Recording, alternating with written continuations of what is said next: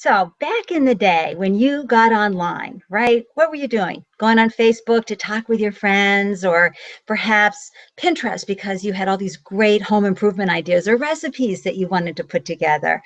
Or maybe, you were on LinkedIn, with your professional shot, and that was wonderful.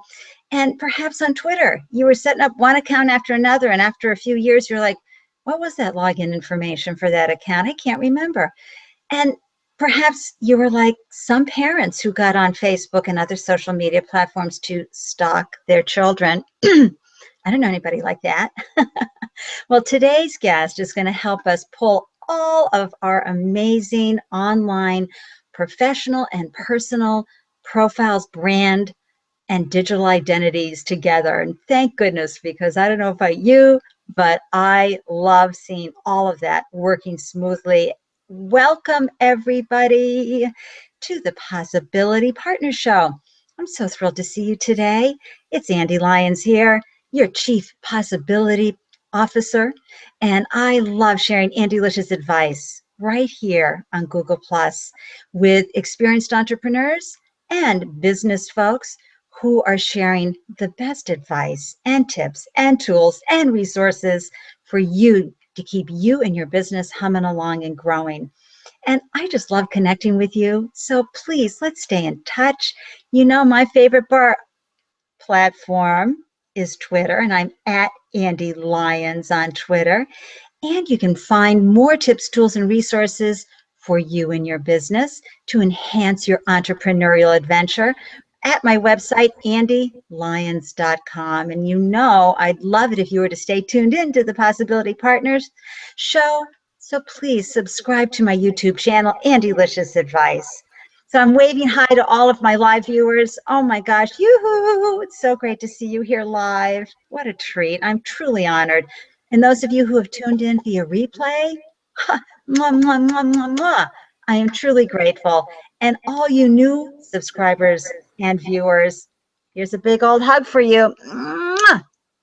I'm thrilled that you're joining the show because we have great conversations here. It's so much fun.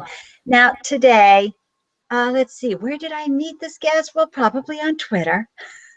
But he is a new marketing and a personal brand advocate, somebody who really has his thumb on the pulse of the digital identity online presence world.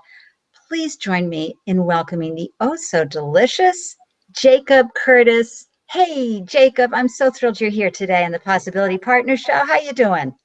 I'm doing good, but I'm kind of feeling like I need a little bit more books. Feeling like we actually just moved into this place. It's our new apartment, and don't have any decorations here yet, but I had a nice blue wall. We got some colors on the side, but I'm feeling pretty comfortable. I'm doing great. It's a great morning here in Portland, Oregon. Sun's shining, which is great, but that also means that there's very bad allergies around, so I might sound a little nasally, but I am on Claritin and it's warm. It's helping me out here, so we'll get going.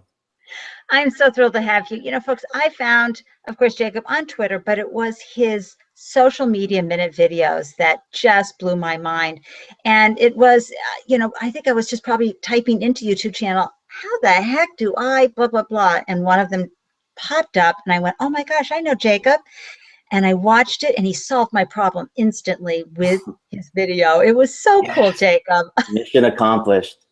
Well, and you have like thousands. I mean, like what, over 200,000 views already on your channel and 1,000 subscribers, right? Yeah. It's definitely growing organically on its own, which is great to see, but it also goes into making sure that it's all optimized properly and that, the content's answering the question, etc. So it's just good to see that when you do kind of put in that effort and kind of cover all the bases, that the, analytics will show that you are gaining traction. So that's cool.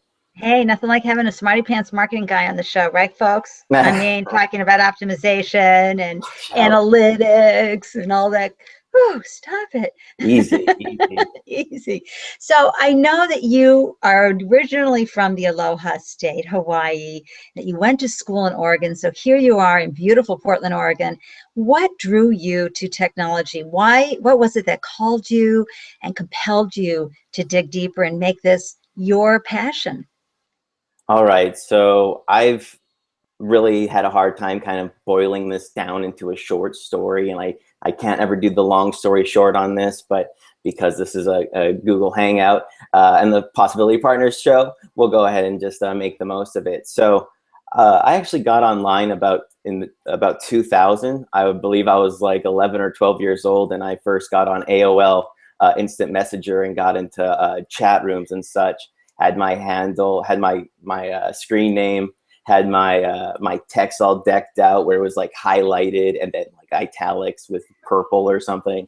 So I was online then. From there, my brother brought home a game called EverQuest, which was one of the first very popularized MMORPGs. So very similar to what a World of Warcraft would be now. But EverQuest essentially was my first online community.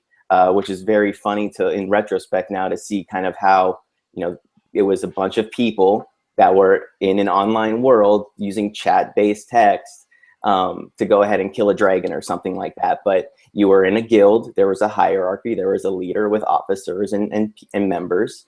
And just to see how the community, the game made it so you had to work together to accomplish tasks. And so to see how a community could form in an online world, it's just funny to see those same communities forming now on Facebook pages or within private Facebook groups, etc.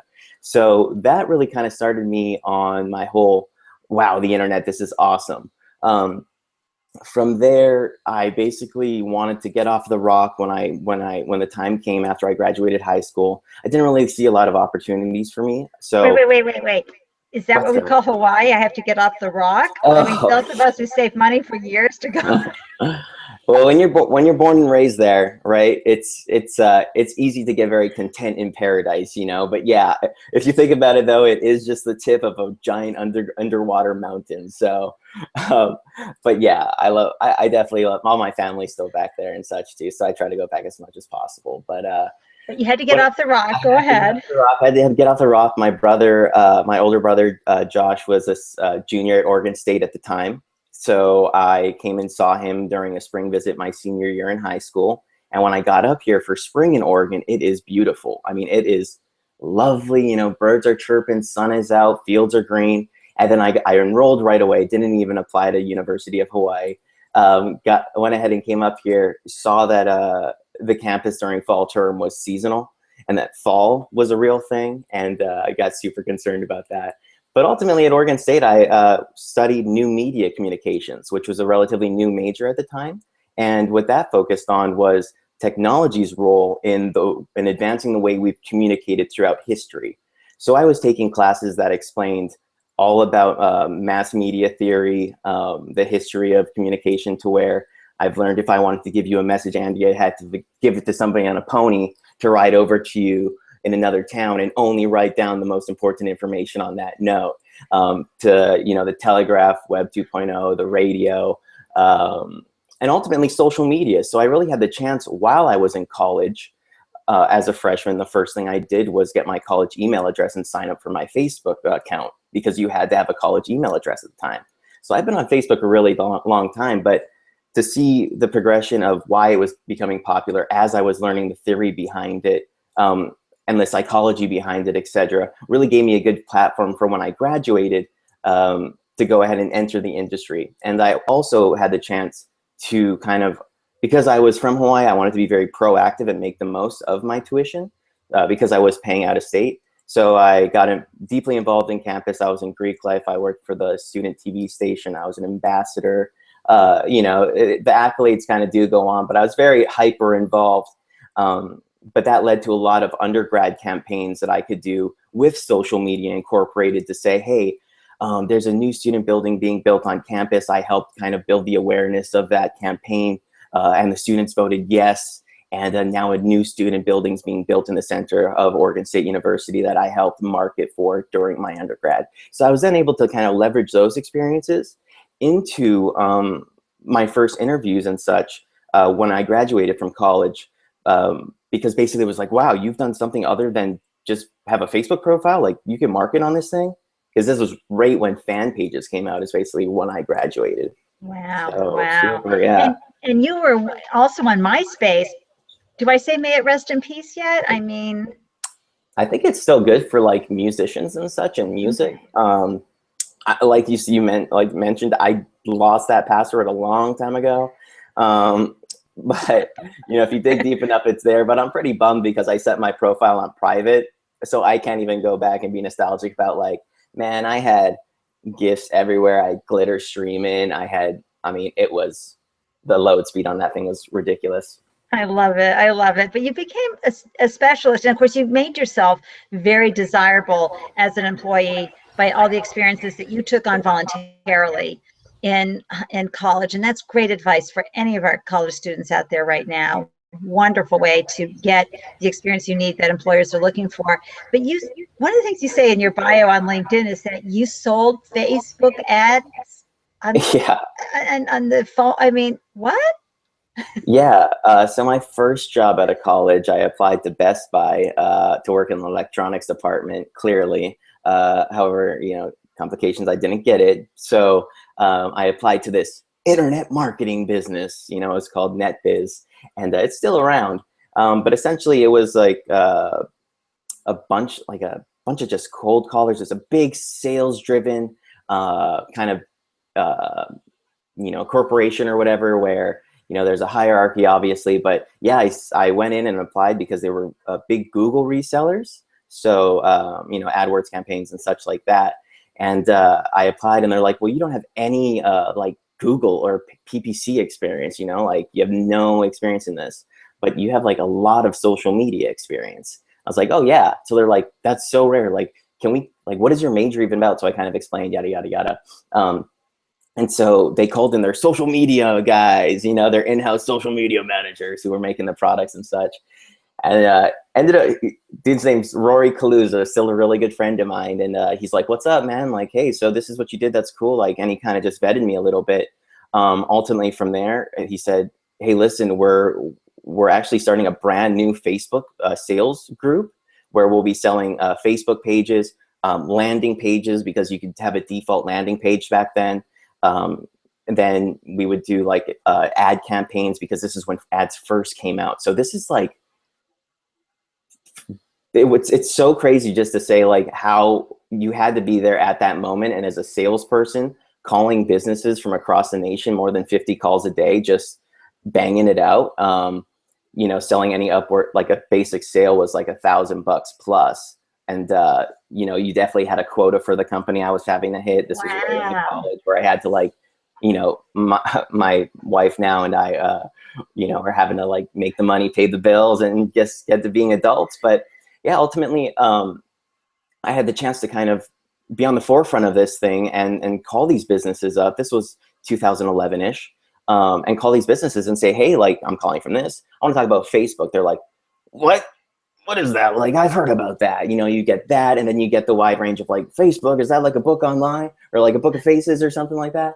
And then you get the, oh, well, I don't need that taken care of because I have somebody taking care of that. And, of course, me on the phone, I'd be like, well, who's taking care of that, sir?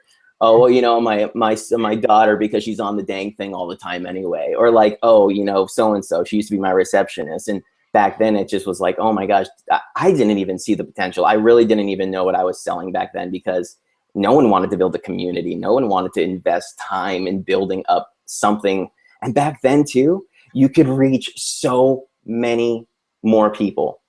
Like, that was it. You had your time. And what? Like the clients that I did sign up, the ones that we did kind of build funnels and incorporate their social media into driving traffic, was, they definitely kind of lucked out at that time. But ultimately from there, when I first started working there, we were sending out a lot of emails, and I was like, you know what? I don't want to send out emails. My first round of emails did not get replied to. Being from Hawaii, I have a lot of feelings. So I was very hurt by that, because I was like, aloha, brah. Man, here, check this out. I'm a salesperson. Who am I anyway? And so I went home and I set up my green screen, and I have a production set, the same one that I use for the social media minute. And I filmed myself essentially just saying, hey, I'm Jacob Curtis. I work for NetBiz, and this is what we do. And so I showed it to my manager, and he's like, who are you, dude? You're just supposed to be a sales guy right now. So he showed it to the higher ups, and then essentially that got me hired off of the sales floor after 8 months. I was then moved to fulfillment, where I was the one kind of designing the landing pages for Facebook. So kind of like, you know, that's like user experience on your Facebook page with like active links going to websites. Then also from there, I then moved up into sales management and then social media management, where I was coming up with products and such. But ultimately, we were working with a lot of kind of small to medium-sized clientele, and I knew from my resume that that wasn't going to cut it. So I was like, man, I really want to work for an agency in Portland. So I found an agency called Bonfire Marketing.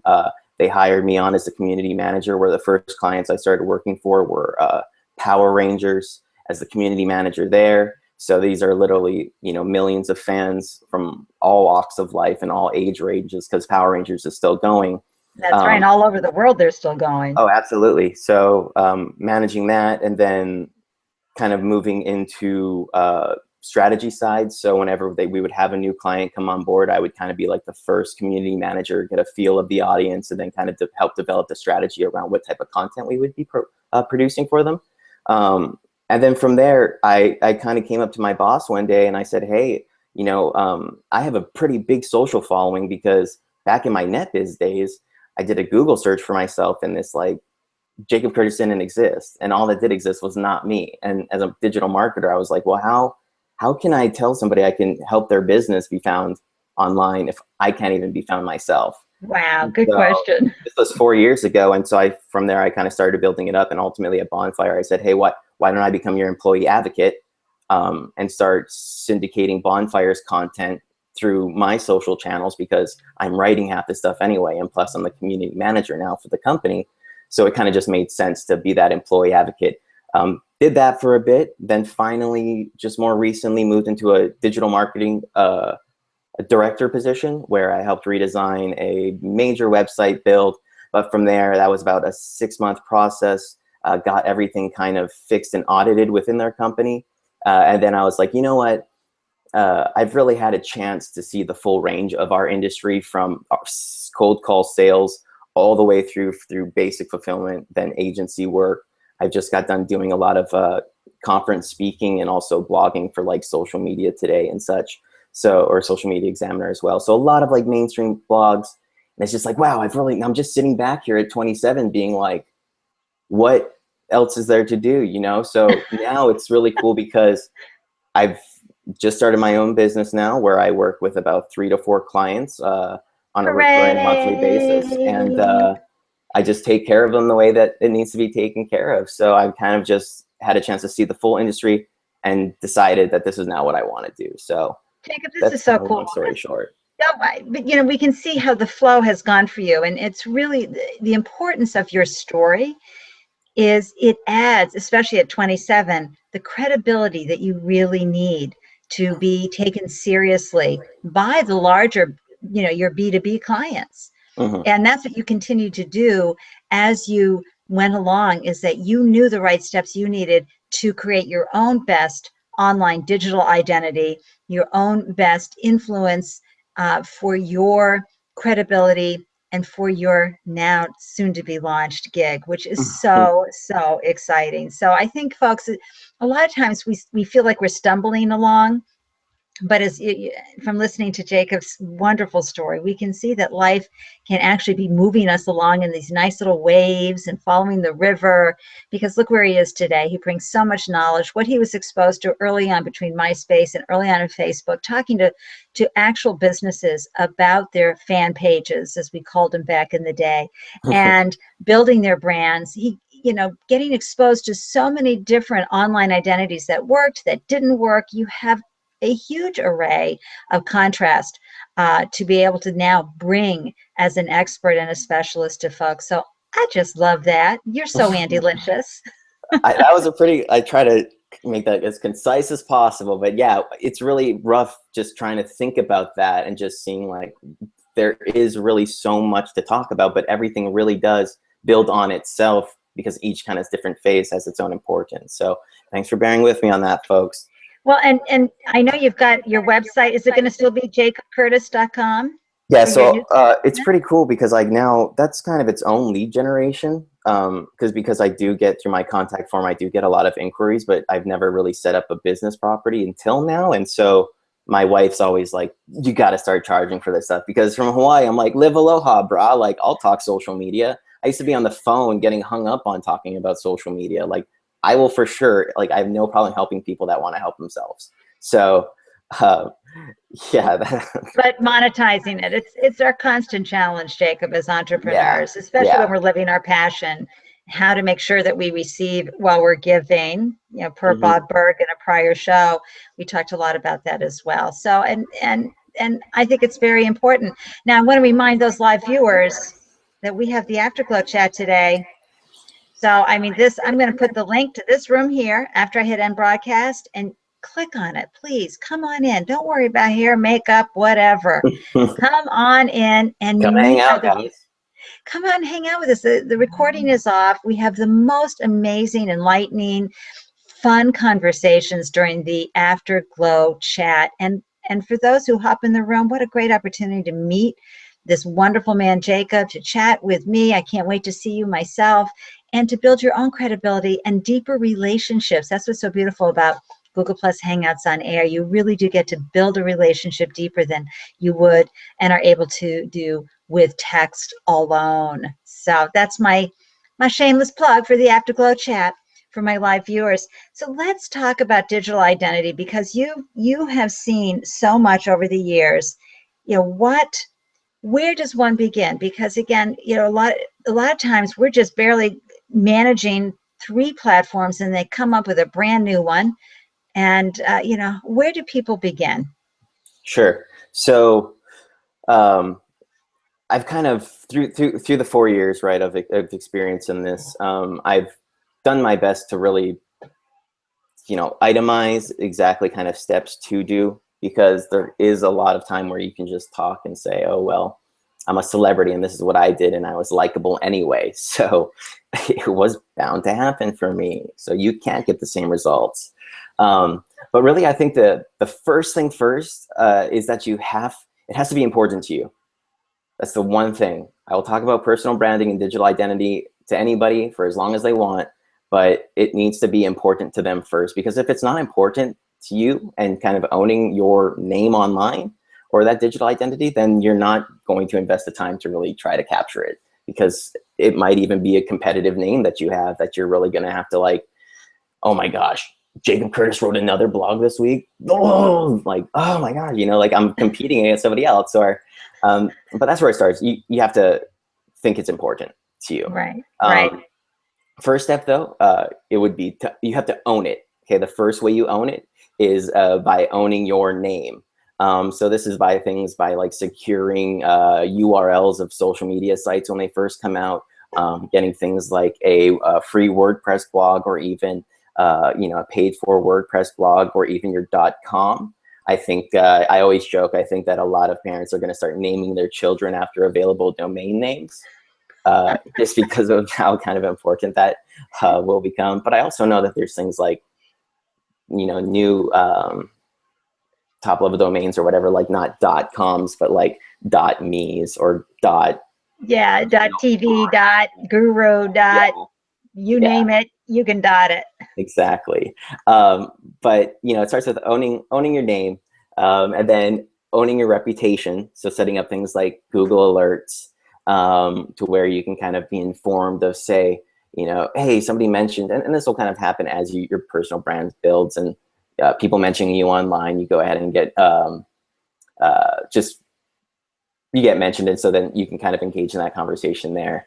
And let me actually pull this up real quick. It's funny you ask, because Yay. Oh, okay. I'll share. Well, I don't want to give you the full-on presentation, but at this last conference I just did, this is exactly what I talked about. So I should be able to reference it a little better, but let me go ahead and pull this up, because this will definitely be good notes for me too. Awesome, awesome. And I think too, a lot of times for those of us who have our personal brand, where we're talking about our personal passions, and then we have our professional brand, which is going to be about our business, you know, marrying the two and making sure that we keep the voice consistent, et cetera, is always a challenge. So what have you got there, Jacob? Yep. All right. All right. So. And you can just read it. It's good if you want. Yep. Sure. So let's see here. Okay, so we first started off with owning your search results. Like I said, owning your website or a blog or something like that, some URL, even things like your LinkedIn profile have very high authority in search. So making sure that's secured. Then it goes into owning your social profiles. So first one is own your search results. Second one is owning your social profiles. This is things like when Twitter first comes out, getting your Jacob Curtis, or mine unfortunately is Jacob K. Curtis. But you could see the importance of that, especially if you have a competitive name. The third thing is to own your face. And kind of sounds funny, but I literally mean it. You need to own your face. By this, I mean having a recognizable profile picture. As Andy mentioned before, she may have done a search on YouTube for how to do this. She saw me recognized me from my Twitter handle and my avatar picture on there. I was like, oh, it's Jacob. I already know that guy from Twitter. I'm going to click on that. So kind of owning your face to where if someone does a Google search, Google image search, you want you coming up there for that name face association. This will also help kind of build your identity online as you start engaging in other platforms. So things like blog comments, or the community pages that you manage or engage with, like Facebook groups, etc. Having kind of the same profile picture across are all ways to kind of build that name face association. And I think, Jacob, part of the cleaning up of our digital identity is making sure that we have a name that people will remember, because a lot of times we started off with handles that could have been just at YooHoo, and we thought that was cute. But, we really need to be who we are online as part of that transparency. And it's nice if you want to do your professional brand and have that as a name, Possibility Partners, for example, and have that as a logo, but you've got to lead people to there with yourself, right? Mm-hmm. Definitely. And you got to give them a reason to follow you. You got to give them a reason to stick around. So you have own your search results, own your social profiles, own your face. The next is own your reputation. And this kind of goes into what you're saying about your the voice, or your emails, for example. So I don't care if you look super professional on LinkedIn. If you're cursing like a pirate on Twitter, things aren't going to correlate, and they're not going to make sense. And essentially, whether you're a student trying to get into a college, going past college admissions, or you're a person trying to get a new job or move jobs, all of these things are now being checked by HR managers and such. So you really want to look at it as a holistic, here's my voice. And that gets into what you were saying as far as handles go. I mentioned emails, because if you're emailing from, Pink Bear Socks XO500 at gmail.com, it's not really going to present yourself the most professional way. Finally, we have owning your conversations about you, which is what I was mentioning about Google Alerts. You're not really gonna have to worry about this too much unless you're a celebrity, but knowing who's talking about you will also give you the chance to kind of jump in there and give your own take, especially if it's negative reviews about you. You much rather have a chance to get in there and kind of defend yourself than just let the fire grow. Jacob, and it's pretty easy to hop on Google Alerts, but share with everybody how that's done. Sure. So I believe you just Google Alerts, and it'll kind of just take you through. One of the kind of cool things about Google are they're very hands-on about onboarding people. So just Google Alerts, and you kind of just put in your name or variations of your name. If you're a business, you can also put in variations of the spelling of your business, in case people are mentioning you but just having a typo or so, or a miscomment or a common misspelling of your name. But you would just kind of set it up in there, and then you could set up the frequency to when you're alerted to immediately, a weekly digest or a monthly digest or a daily digest. Yeah. So you can kind of choose those, and I kind of just have it. I have it to really just kind of see the mug shots of other Jacob Curtises out there. I'm just joking. That's messed up. But no, I kind of just use it to keep track of if I mentioned in a blog post that, somebody didn't maybe link to my site, I could just say, hey, thanks for the mention. It'd be great to actually have that link going back to my site too, to actually. Right. And here's something I didn't know for years. Okay. Duh. I Huh. would go type Andy Lyons into Google search and I'd be on, Google Plus. So I'd see like, wow, man, I'm rocking it. Everything's everywhere. Wow, I'm amazing. Well, you know what?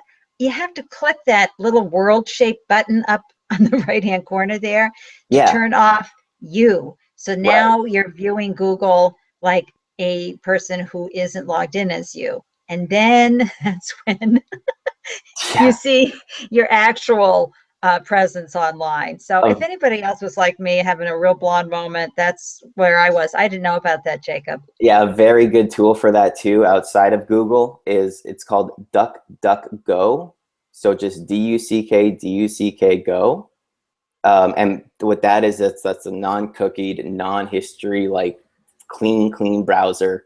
Because even Google might kind of like prioritize certain things. That's a Um, great idea. but Duck, duck, go. DuckDuckGo, and you would type in your name there. You would type in any search, so any keyword that you actually want to see who ranks on this. Ads aside, you can also do it for images and I believe videos as well too. So Hey, there you Jacob, go. I just want to take a quick second because I want to say hi to Dana Sure. in the audience here. Love your story. I totally relate. I had such a similar experience in the video world, and then at 25, I started my own business. Oh, you Get it, hotshot girl. goddess, Dana. That's so rocks. And then and William. Oops, I've had that up. There he is. I think we can call Jacob Curtis a rock star. Yes, we can. William is in this stream today, just geeking out big time. He's so grateful. Here's this other comment here. I'll just bring this up. That you is know, awesome. we do That is awesome. appreciate that. We really, really do. Thank you, everybody, for your wonderful comments down there. Or So questions, if you have questions as well too, shoot them in there. absolutely. So I just want to take a quick minute though and ask you, how was it that you started your social media minute? Because you produce a 2 minute, how to on the simplest things that sometimes we'll sit there and scratch our heads for hours about. What compelled you to do these wonderful 2 minute, 1 minute media minutes?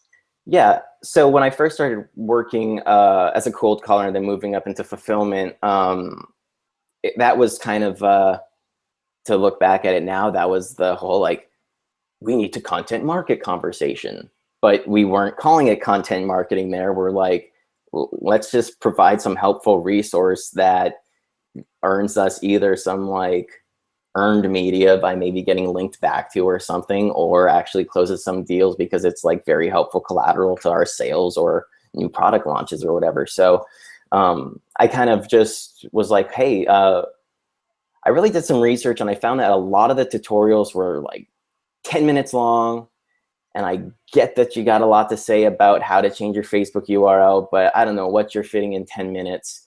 So I wanted to create something just short, sweet, to the point. I worked for the TV station. I was creating like a 30-minute television show every week in college. I just was, along with new media communications and understanding the whole idea of the curriculum was to help us as students and individuals interpret what we see in the media and how it's making us feel. So like, oh, wow, I feel like I'm in a hospital watching this ER show because there's a siren in the background. So wow, there must be a siren outside. And it's like, no, that's just a sound that somebody laid on over a track. And so I see things about how they're making me feel and why the sounds like that, why the lights like this, why this image Oh is placed my this way. gosh. And so what they've trained me and my fellow classmates to do is interpret that. And then because we can interpret it, therefore we can recreate it to stimulate that same effect in somebody to either sign up for a newsletter or visit our website. So that training, along with industry training, along with, all this other stuff and networking, things like this, and just building on knowledge and just like, oh, this is great, and new ideas, has all really kind of helped me. Like, Yeah, well, and no wonder you have clients already as you start your business, because how many people actually go into the compelling emotional communication? I can't help it. I can't, nobody watches movies with me anymore. My wife's like, was my classmate. So it's good because we'll just like, all right, are we really going to watch this movie, or are we going to interpret this movie, But I understand. ultimately from there, I just wanted to make a super simple production. I had all the video stuff myself. I was like one of the first like people to get like a Canon T1i, like, you know, DSLR HD recording, because I was using SD cartridges in college. So I was so stoked for HD. So it's cool to also be in the time period where HD video and video content and streaming content like this has just become so well received and adopted and so much more accessible to people. So it's cool that this is even possible.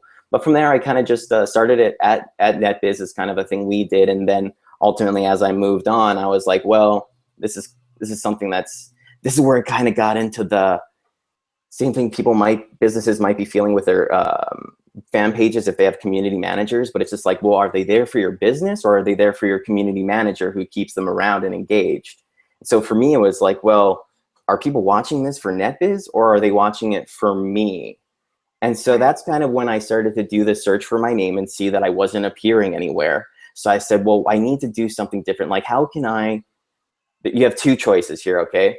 When you're building your personal brand, you can either curate content, which goes into just finding the best relevant content out there that you can then just kind of boil down and distribute like on a right frequency that people are expecting, that they enjoy. And that's how you build value in yourself and gives people a reason to follow you. So you can curate, or you can create, which is essentially what I started doing, where I started creating my own shows. I started to guest blog. I started to write and actually differentiate myself from everybody else based upon what I was creating.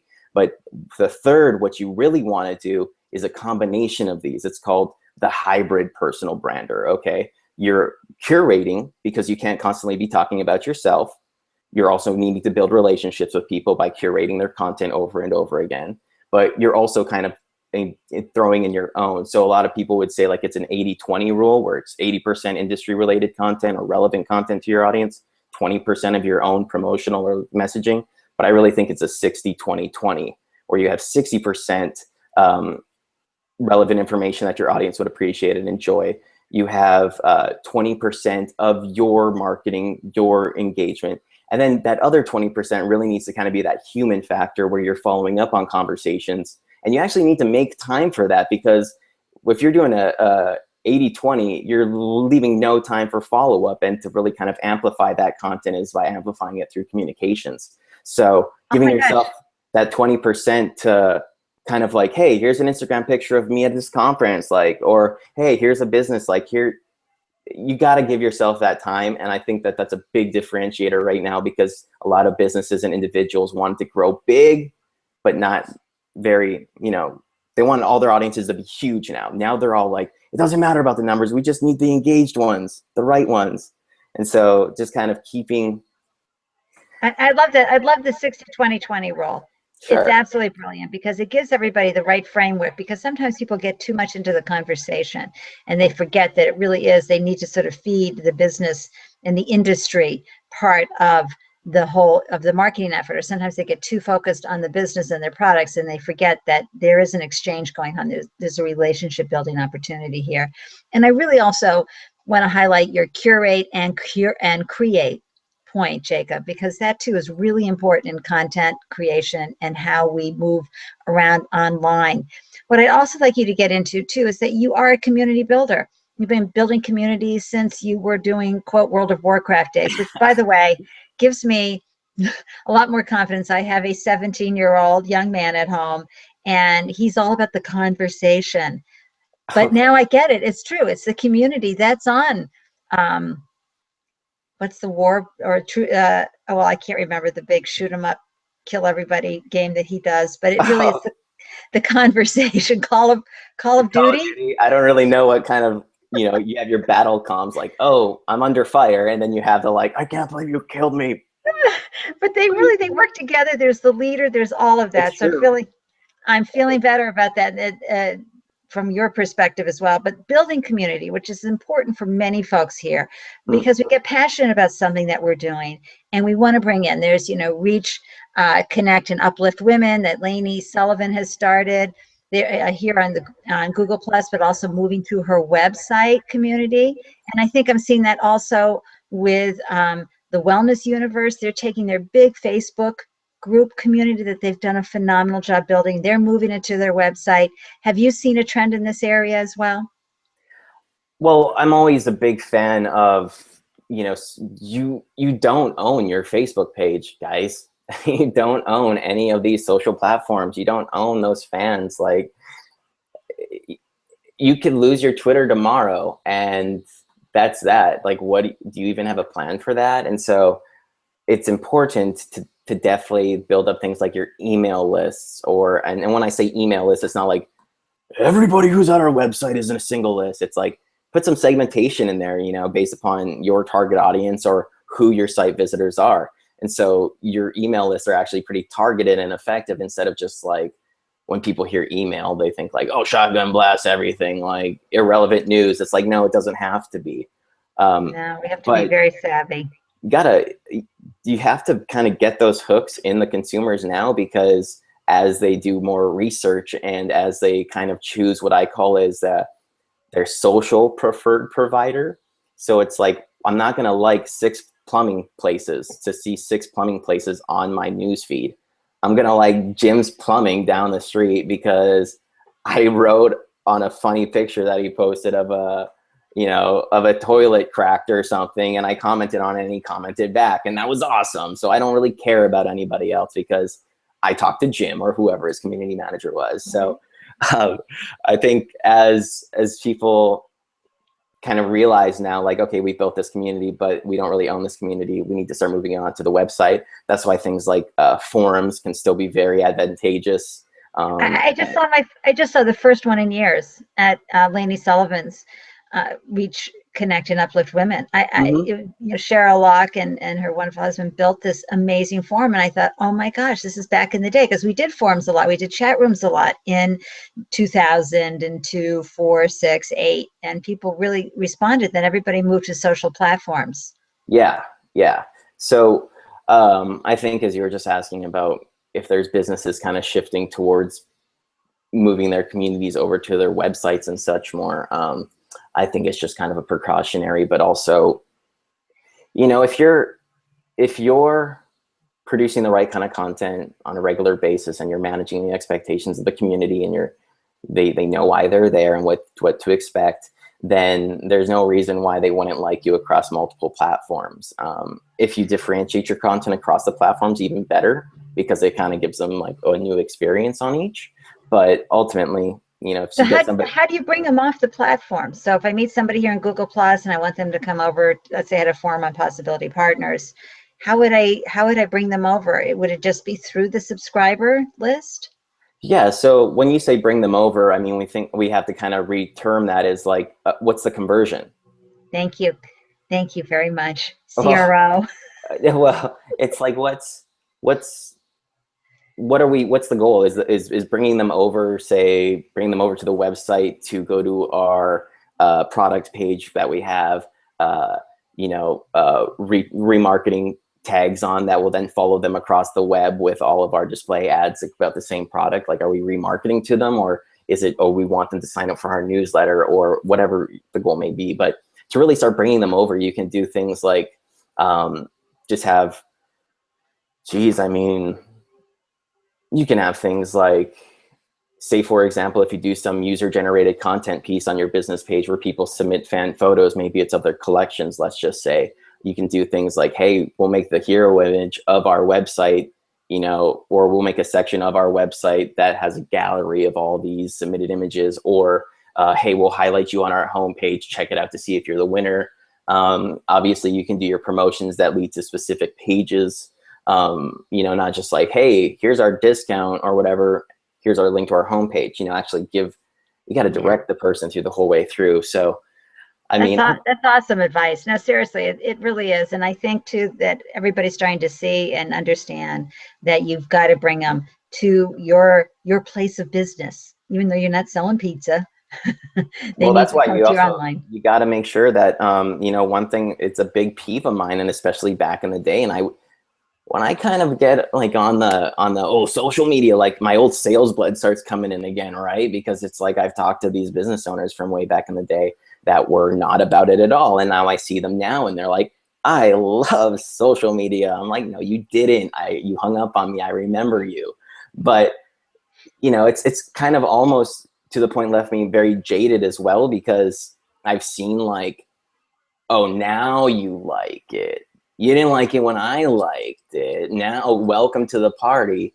But it's also very reassuring when we are able to have little, Google Plus hangouts like this, or I'm able to kind of network or speak and such to find like minds and who I'm more stimulated and energized by like people's passion about it now, which is why I have no problem like hopping on a show like this. Well, yeah, speaking of passion, we have Denarius Lewis, who says, I appreciate this live feed. I've been building my social awareness for a year and have had some success. My question is, how can I take it to the next level and get those big speaking engagements, such as TED Talks, International, etc.? Great question, Denarius. All right. You ready for this, bud? Here we go. So really, once you kind of start, I linked an article and we'll kind of talk about building your Twitter presence and such. And that's kind of like my flagship that I use to gain attention and also network and kind of establish some relationships, reciprocal relationships with a lot of industry influencers and such. So we'll kind of maybe talk about that in the afterglow party or, on this show or whatever. But an article is linked in this Google Hangout called using social proof to build targeted Twitter followbacks. So that's definitely one thing you want to be doing, is building up your Twitter following or something that you can use to leverage, whether it's you have 500,000 Instagram followers or something that you can leverage and kind of use to network with. I like Twitter because a lot of people are on it, and a lot of people that are these influencers are typically those influencers because they take the time to respond to people. So one thing, to start would definitely be building relationships. So write this down, buddy. Here we go. This is everybody. 3 steps. Okay. It's first, you're going to become a fan of that person. So let's just say in this situation, Andy became a fan of mine. So what you would want to do is pick 2 or 3 industry role models. Now, these industry role models shouldn't be your TED Talk speakers or your big names yet. Start small in the industry of maybe 1 or 2 that you really like. For example, I don't know if you guys have heard of John Loomer, but he's like the Facebook advertising genius. And I was commenting and like engaging with him way back in the day, before we even started maybe doing work together and such like that. So pick 2 or 3 industry role models, start small, and kind of then you leverage the relationships you build with them to meet your next person. So say if I wanted, the whole 7 degrees of separation, if I wanted to connect with Andy, but Andy's kind of top tier, I connect with who Andy engages with most, build relationships with them, and then use them to ultimately like push my way through. So for example, Andrea Vahl, who's like the co-author of Facebook Marketing for Dummies, that big book, she was like my first guest blog back in the day. She let me guest blog on her blog, and I was like, oh my God, this is awesome. And that was in 2011. So that's like very first when I started building my personal brand. I was a nobody. I just wrote for Social Media Examiner with like 6,000 shares on it and such about Twitter chats, based upon me reaching out to Andrea Vahl after these 3 years of maintaining a relationship with her, being like, hey, can you maybe give me an introduction to somebody there? So really, guys, you got to be patient. That's the second point. You need to be patient and you need to be consistent. So it wasn't like, hey, Andy shared my social media minute once. Okay, cool. Like, Andy, I see you. Thank you for that. The next episode that came out, Andy was there sharing it again consistently. So I'm like, okay. And then she's like, well, do you want to do this? Like, do you want to do a Google Plus Hangout? I'm like, absolutely, I can do that. And then finally, after you become patient, then you kind of become a friend. So that's where you start providing value, whether it's commenting on their blogs, because a lot of these industry people that you want to connect with or businesses have blogs that you can comment on, regularly engaging in their Twitter chats if they have one, etc. But the big important part here too is that you're going to need to initiate contact the majority of the time, simply because these influencers are going to be way too busy to initiate contact with you. But they are very approachable, you'll find, and that's just something you kind of need to do. And that will move us into building relationships on Twitter, which is what I thrive in doing and I recommend doing, which is the article that I linked in the Google Plus Hangout. So that's kind of where you would start. And I'll have that article linked in the archives as well as everybody, because seriously, this is how I built my online presence. Within 2 years, I became well known in my category at the time and considered a peer among folks who were really top notch social media folks. And it was through one of my favorite stories, Jacob, is one time I was on a USA Today study that had been done in the comment section, and commenting with another woman who was commenting away. And I thought, gosh, I really like what she's saying about this too. And so we became friends, and she was a huge leader in the industry I was in and gave me a huge lift up. So it's always trying to find out where these people are. They're not always where you think they're going to be. So that's why it's important that you spend time having these conversations. And yes, Twitter is the best place to start. And Twitter chats, I feel strongly about. Jacob, what do you think? Yeah, I'm all about them. I think one thing with Twitter is you might find that, I definitely have some automation with my Twitter feed and such, and I recommend it too, to a certain extent. But what you'll find is like the most active people and the ones that talk on Twitter, you can't automate a Twitter chat.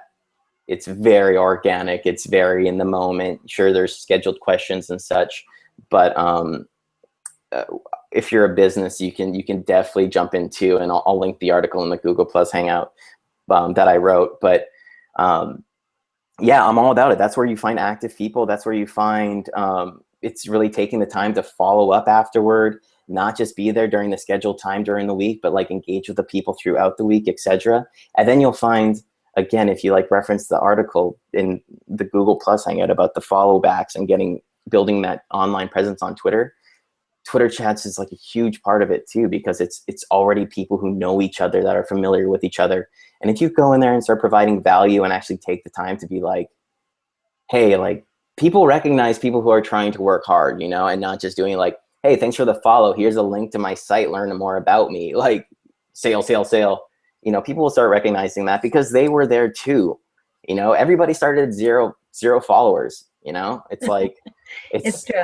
I like to get in there, of course, and make people laugh and give them a little uplift along the way with some little Andeliciousness.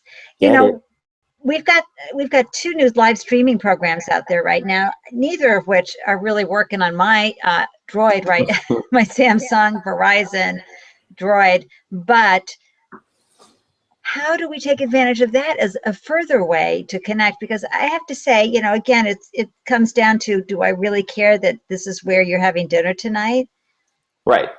Okay. So my whole take on that thing and live streaming, right? Because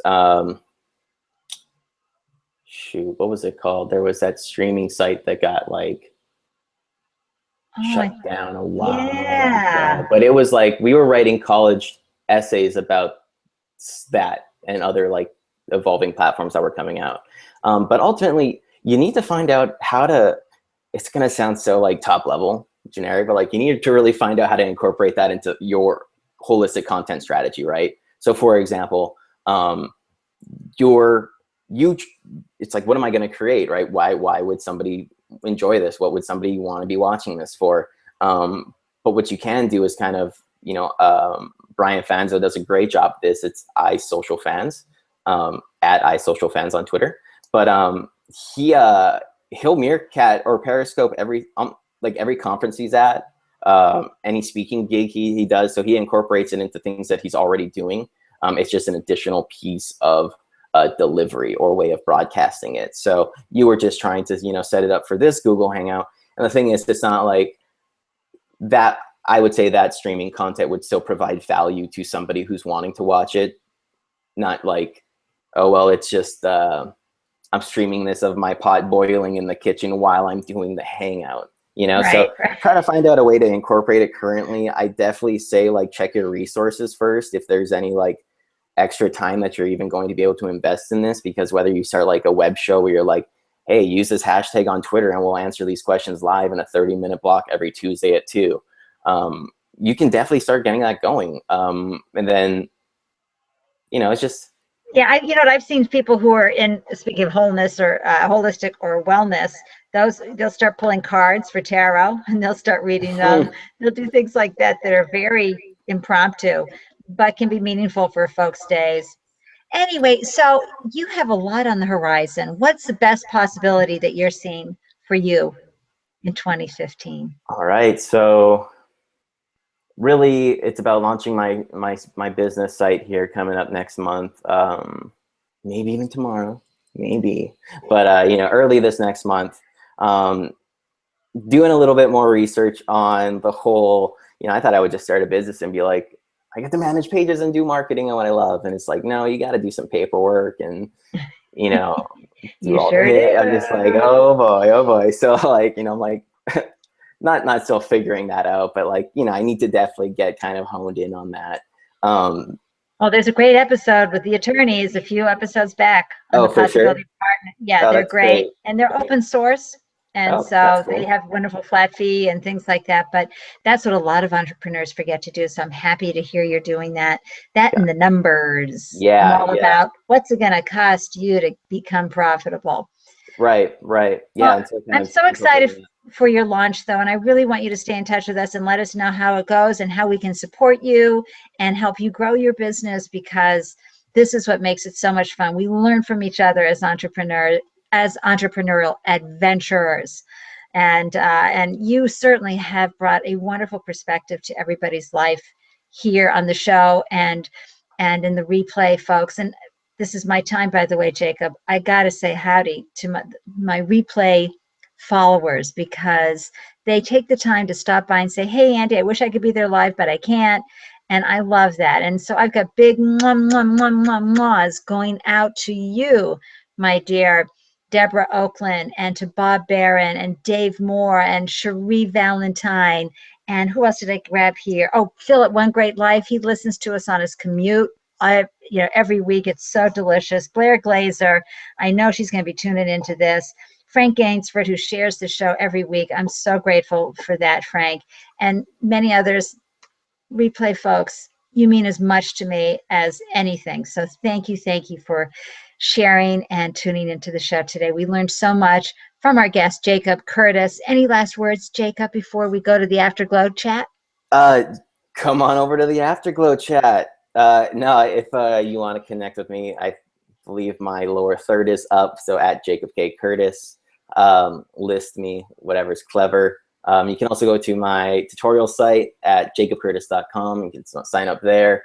And yeah, if you have any questions, like I mentioned before, I'm a sucker for good conversation and people that are needing help. Just from my live aloha roots, from where I was raised. But yeah, definitely down to answer any questions or elaborate on kind of what we talked about today, because I know it might have been a fire hydrant just spewing water everywhere. But hopefully I think we were all some taking value. notes, but we need Wonderful. that. We have to have moments. And lots of folks listen to this while they're working out. It's not just a visual view. A lot of times it's an audio view, listen as well.